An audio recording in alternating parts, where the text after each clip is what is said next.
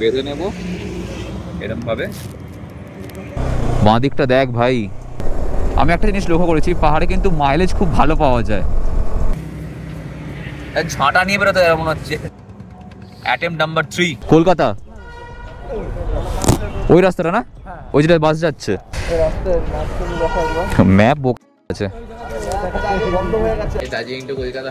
আমি টানা মেরে দিতে পারবো, আমার কোনো অসুবিধা নেই, বললে হয়ে যাবে। আমি এনার্জি একদম ভরপুর।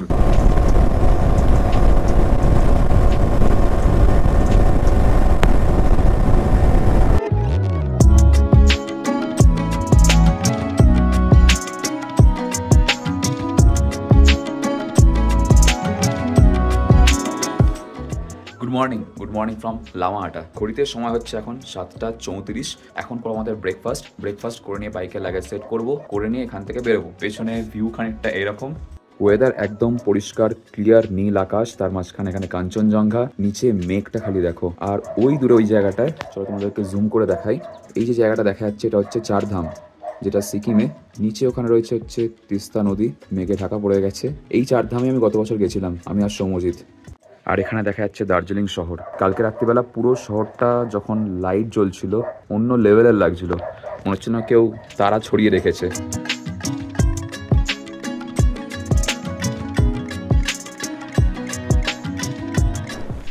তোমাদের বাইক ফুল লোডেড হয়ে গেছে, লাগেজ সমস্ত আমরা সেট করে নিয়েছি, আর আমরা ফুল গিয়ার আপ হয়ে গেছি। খালি গ্লাভসটা পরবো আর এখান থেকে এগোবো। চলিয়ে দিদি, ফির মিলেঙ্গে, নমস্তে। আর আমরা ছিলাম হচ্ছে এখানে তেনজিং হোমস্টে, যার কন্ট্যাক্ট নাম্বার এই যে তোমরা স্ক্রিনে দেখতে পাচ্ছ। তাশি, এখানে একটা নাম্বার রয়েছে, নিচে নাম্বার রয়েছে, তোমরা এই নাম্বারগুলো স্ক্রিনশট নিয়ে নিতে পারো। এখানে তোমরা কল করলে বুকিং করতে পারবে। এছাড়াও এখানে আরেকটা নাম্বার দেওয়া রয়েছে, তোমরা এই নাম্বারেও কন্ট্যাক্ট করতে পারো দিদির সঙ্গে। চলিয়ে ফির মিলেঙ্গে। তো ঘড়িতে বাজে 9:07 সকাল সকাল। আমরা লামাহাটাকে বাই বাই করে এখান থেকে বেরিয়ে পড়ছি, আর যাব হচ্ছে এখন সোনাডা হয়ে। বাই বাই কাঞ্চনজঙ্ঘা, আবার দেখা হবে। তো এখন আমরা রয়েছি জোরবাংলো মোড়ে, আর এখান থেকে আমরা বাঁ দিকে ঢুকে যাব। আগে একটা ভালো রকমের জ্যাম লাইন লেগেছিল, সেখান দিয়েই পাস করে এলাম। আবারও শুরু হয়ে গেছে আমাদের বাঁ দিকে টয় ট্রেনের লাইন, আর এখানে আবার জ্যাম।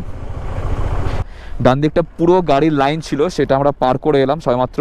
আর তোমাদেরকে দেখাবো, সেই সময় তো আমার গোপ্রো ব্যাটারি শেষ হয়ে গেছিলো। তো এখানটা একটা ফাঁকা জায়গা দেখে দাঁড়িয়ে গোপ্রো ব্যাটারিটা চেঞ্জ করলাম। এখান থেকে বাঁ দিয়ে গেলে হচ্ছে 14 মাইল। আমরা যাব হচ্ছে সোজা গিয়ে আমরা নেব দার্জিলিংয়ের দিকের রাস্তা।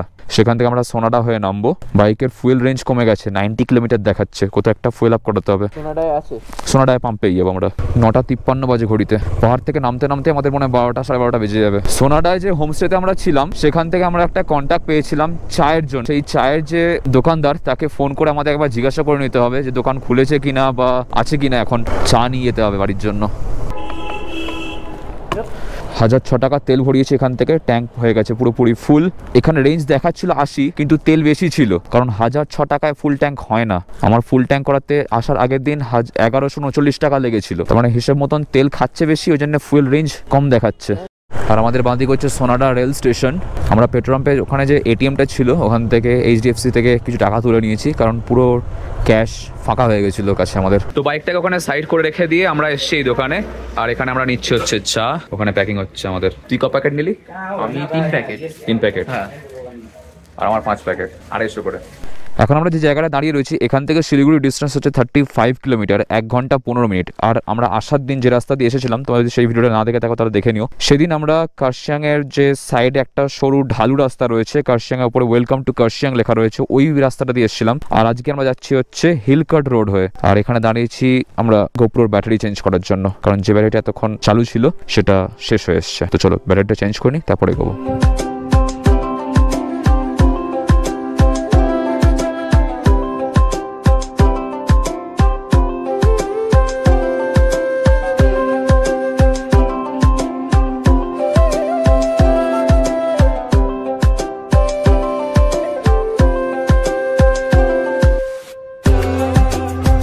দুপাশে জঙ্গল, ওপরে নীল আকাশে মেঘ ভেসে বেড়াচ্ছে, আর এইরকম সুন্দর রাস্তা। এখানে না দাঁড়িয়ে আমরা পারলাম না। এটা হচ্ছে আমাদের আজকের সেকেন্ড হাফের ব্রেকফাস্ট বলতে পারো। তো চলো খেয়ে নিয়ে তারপর আবার আমরা এই রাস্তা ধরে এগোতে থাকবো। 1টা বাজে, আর এখান থেকে 30 কিলোমিটার গেলে তারপর আমরা শিলিগুড়ি পৌঁছাবো। ওর ভাই বাঁ দিকটা দেখ ভাই, কি দারুণ লাগছে। চলো পাহাড়, বাই বাই, আবার দেখা হবে। নর্থ বেঙ্গলের এবারের ট্রিপে আমাকে গোপ্রোটা এত জ্বালিয়েছে, আমি মানে জাস্ট ভাষা নেই আমার কাছে।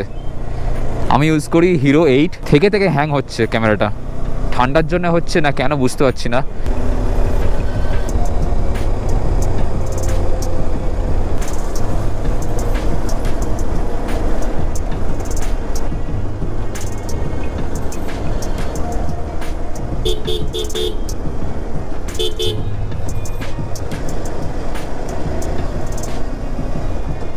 আমরা এখন যেখানে রয়েছি সেখান থেকে শুকনা ফরেস্টের ডিস্টেন্স হচ্ছে মাত্র 3 কিলোমিটার, আর শিলিগুড়ি হচ্ছে 26 মিনিট 13 কিলোমিটার। আর আশপাশে ডান দিকে বাঁ দিকে দুদিকেই জঙ্গল।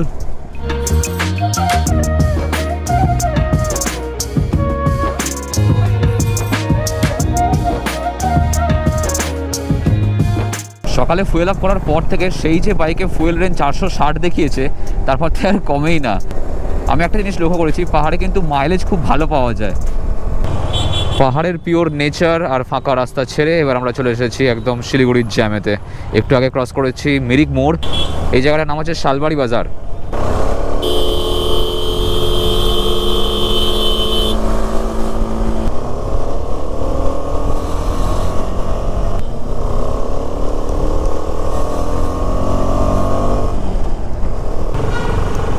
এটা দিয়ে যাওয়া যাচ্ছে? দাদা এটা দিয়ে বেরোনো যাবে কলকাতা? ওই রাস্তাটা না, ওই যেটা বাস যাচ্ছে, দেখলি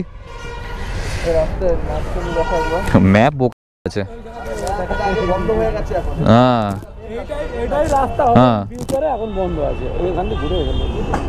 তো এই রাস্তাটাই ছিল, কিন্তু এটা দিয়ে আমাদের যাওয়া যাবে না। কিছু কিছু সময় না গুগল ম্যাপকে একটু ভালোভাবে দিয়ে দিতে পারলে মনটা ভালো লাগে। কারণ দেখো গুগল ম্যাপের জন্যই কিন্তু আমাদেরকে ঘুরতে হচ্ছে এরকম ফালতু, আর সেটা শুরুর থেকে। এই ট্রিপেতে বহুবার আমাদেরকে গুগল ম্যাপ জ্বালিয়েছে। এই যে ব্রিজটা, এটা হচ্ছে অ্যাকচুয়াল রাস্তা, কিন্তু এই ব্রিজের উপরে কাজ চলছে বলে রাস্তা এখন বন্ধ রয়েছে, ওদিকটাও বন্ধ। তো আমাদেরকে এখান দিয়ে যেতে হচ্ছে। এটা হচ্ছে অ্যাকচুয়ালি ডান দিকের লেন, কিন্তু এটাকে এখন সিঙ্গেল লেন করে দিয়েছে। শিলিগুড়ির ভেতরের রাস্তা দিয়ে একদম ভাগিয়ে নিয়ে এসেছি রীতিমতন। আর দেখা যাক বাকিটা কভার করতে কতক্ষণ কি লাগে না লাগে, সবটাই তোমাদেরকে আপডেট করতে থাকবো। তো দেখতে থাকো ভিডিওটা।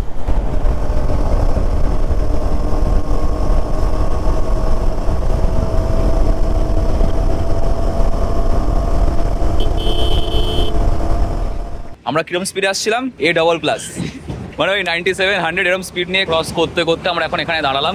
আর পেছনে একটা চায়ের দোকান দেখতে পেয়ে আমরা দাঁড়ালাম হচ্ছে চা খাওয়ার জন্য। ঘুম পাইনি, তবে এখন ঘড়িতে বাজে হচ্ছে 3:15। যতক্ষণ না রাত্রি হচ্ছে ততক্ষণ টেনে দেবো। All good? ঘুম পাচ্ছে নাকি?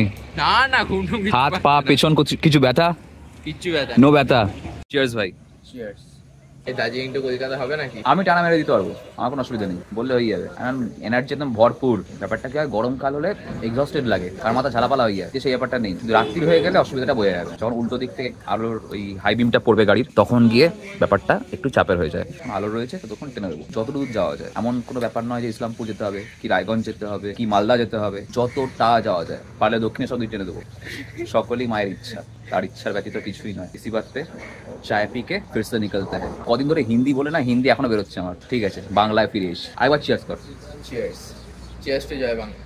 এই আমার চোখ ঠিক আছে। এখানে যে কটা চায়ের দোকান ছিল, প্রত্যেকটা চায়ের দোকানে লুজ চা পাওয়া যাচ্ছে, এছাড়া প্যাকেট করা চাও পাওয়া যাচ্ছে বাড়ি নিয়ে যাওয়ার মতন। কিন্তু আমরা অলরেডি চা কিনে নিয়েছি, সেই জন্য আর চা কিনলাম না, শুধুমাত্র চা খেলাম। বাঙালি অবভিয়াসলি চা খাবে, পান তো করবে না। এখান থেকে আমাদের বাড়ির ডিস্টেন্স হচ্ছে 527 কিলোমিটার, টাইম দেখাচ্ছে 12 ঘন্টা 20 মিনিট। 46 কিলোমিটার পর গিয়ে পড়বে হচ্ছে ইসলামপুর। সব লোকাল লোকজনগুলো যখনই দেখে যে এরকমভাবে বাইক নিয়ে ক্যামেরা নিয়ে যাচ্ছি, সাইড দিতে চায় না, কিছুতেই না। আরে ভাই সর, তোর চেয়ে আমার বাড়ি অনেক দূরে। ঘড়িতে বাজে 4:23 আর আমরা এখন ক্রস করছি ইসলামপুর। এই ডান দিকে ভেতরে ইসলামপুর ঢুকে যাচ্ছে, আর আমরা ইসলামপুরকে বাইপাস করে দিয়ে বেরিয়ে যাবো।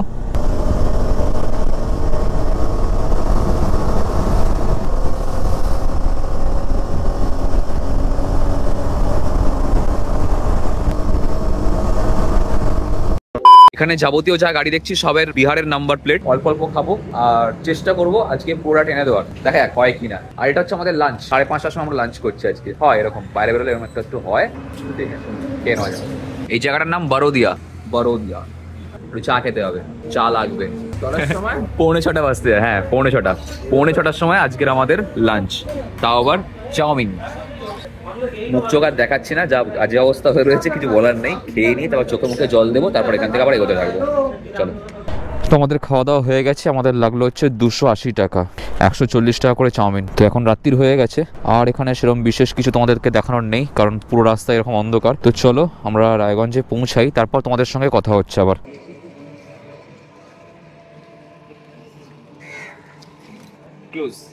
যাওয়ার সময় আমরা যে হোটেলে ছিলাম, এই যে হোটেল ভিরাজ, আমরা ওখানেই রয়ে গেছিলাম। আর গাড়ি ছিল আমাদের ভেতরে। বাকি রাইডিং জ্যাকেট বা হেলমেট সমস্ত কিছু পরা হয়ে যাক, আর তার আগে একটু চা খেয়ে নেবো। আমাদের ফটো দিলে নাকি? ফটো চলছে তো, ভিডিও বাড়ি টানছে। এই ডেস্টিনেশন দেওয়া আছে, এখানে পৌঁছে এই রাস্তাটা ধরে মায়াপুরে ঢুকে যাবে, এই নবদ্বীপ দিয়ে, তারপর এইটা হয়ে বোধহয় চলে আসা যাবে। এই যে হ্যাঁ, সমুদ্রগড়, নন্দাই, ধাত্রীগ্রাম, কৃষ্ণদেবপুর, কালনা, গুপ্তিপাড়া এগুলোই পড়বে। টাকা এলাম। কালকে আমরা ভেবেছিলাম যে টানা কলকাতা পৌঁছে যাব, কিন্তু তারপর ভাবলাম যে না থাক, এত লাগেজ নিয়ে শীতকাল, রাত্রিবেলার রেস্ট নিয়ে লাভ নেই। এমন নয় যে গা হাত পা ব্যথা হয়েছিল, শরীর মনে ভরপুর এনার্জিও ছিল, ব্যথা বেদনা কিছু ছিল না, কিন্তু জাস্ট ফর সেফটি ওই জন্যই রয়ে গেলাম আর কি। রাস্তায় এরকমভাবে যখন রাইডিং গিয়ার্স পরে এরকম বাইক নিয়ে কোথাও গিয়ে দাঁড়ায়, মানে বলাটা ঠিক নয়, বাট ভিড় লেগে যায়, লোকজন আসে জিজ্ঞাসা করে যেটা কি, এটা কীরকমভাবে কি হয় না হয়, সেফ লাগে না রাত্রির বেলা আর কি। বিশেষ করে দিনের আলোতে হয় ঠিক আছে, এবার আমি তো আর থোড়ি সাইকোলজিস্ট নই যে সবার মন পড়ে রেখে দেবো কে কেমন, কে কী চিন্তা ভাবনা নিয়ে চলছে না চলছে। তো সেই জন্যেই সেফটি ফার্স্ট। 999.9 কিলোমিটার বাইক চলে গেছে আমাদের এই গোটা ট্রিপেতে, আর জাস্ট একটুখানি হয়ে গেলে ওটা 1000 হয়ে যাবে। ভিশন ক্লিয়ার থাকলে 80, 85, 90 তুলে বেরিয়ে যাওয়া যায়, কিন্তু এরকম কুয়াশা হলে তো সেটা সম্ভবই নয়।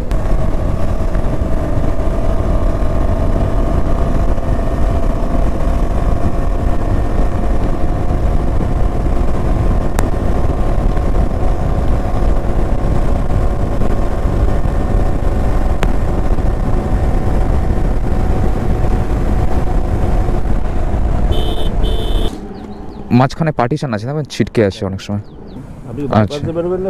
বাইপাস দিয়ে বেরোবো। 932 টাকার খেয়ে নিয়েছে সকাল আমাদের গাড়ি। আমরা 20 টাকার চা খেলাম, ও 932 টাকার খেয়ে নিল। বাড়ি পৌঁছে তোমাদের সঙ্গে শেয়ার করবো যে আমাদের গোটা ট্রিপে কত খরচা হয়েছে।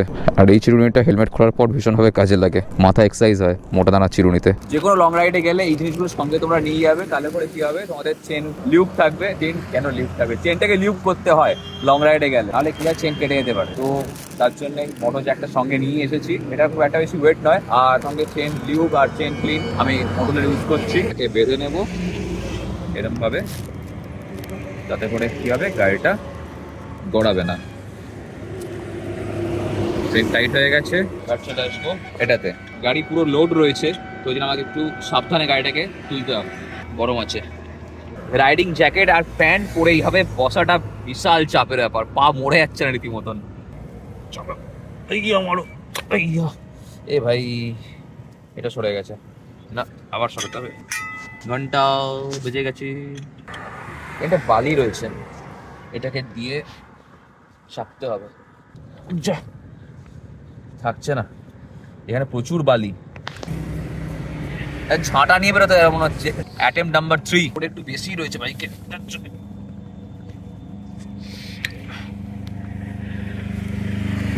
3 নাম্বার অ্যাটেম্পটে আমরা গাড়িটাকে উঁচু করে দিয়েছি। হ্যাঁ, ইজি হয়েছে। ওকে, চেনটাকে লিউপ করে নেওয়াটা হচ্ছে এবার নেক্সট কাজ আমাদের। আর তার জন্য রয়েছে আমার কাছে মোটুল এর C2। চেন ক্লিনই রয়েছে, ওই জন্য বেশি লিউপ দিতে লাগবে না, অল্প দিলে হয়ে যাবে। তারপর আমার নতুন চেন।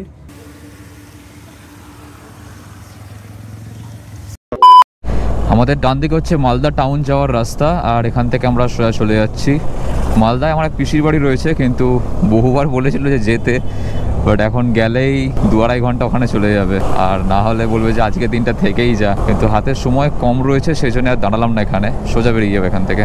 ডান দিকে বন্দে ভারত, সকাল সবাই NGP নামবে গিয়ে। আর ফারাক্কায় লেগে গেছে জ্যাম। তো এখন আমরা রয়েছি মুর্শিদাবাদে, আর এখান থেকে আমরা করলাম আমাদের সকালের আজকের লাঞ্চ প্লাস ব্রেকফাস্ট দুটো একসঙ্গেই প্রায় বলতে পারো। এখন 11:30 বাজে। এখান থেকে আমরা আর কোথাও স্টপ দেবো না, এখান থেকে টানা আমরা টানবো, আর তারপর গিয়ে দেখা যাক কৃষ্ণনগর থেকে আমরা ডান দিকে ঢুকে যাবো। রানাঘাটের রাস্তায় না গিয়ে আমরা যাবো হচ্ছে মগরার রাস্তা হয়ে, যেদিক দিয়ে আমরা এসেছি সেদিক দিয়ে, সেম রাস্তা ধরে, ব্যান্ডেল চার্চে যে রাস্তাটা, হংসেশ্বরী মন্দির ওই দিক দিয়ে হয়ে। বাঁ দিকের ভিউটা খালি দেখ ভাই, কি দারুণ লাগছে। আমরা এখন ক্রস করছি দেবগ্রাম, আর এখান থেকে দেখা যাক কৃষ্ণনগর কতক্ষণ লাগে। আগে গিয়ে পড়বে হচ্ছে 9 কিলোমিটার পরে পালসন্ডা, তারপর আসবে বহরমপুর, বহরমপুরের পর আসবে হচ্ছে কৃষ্ণনগর, তারপর মায়াপুর নবদ্বীপ হয়ে আমরা বেরোবো হচ্ছে মগরা দিয়ে।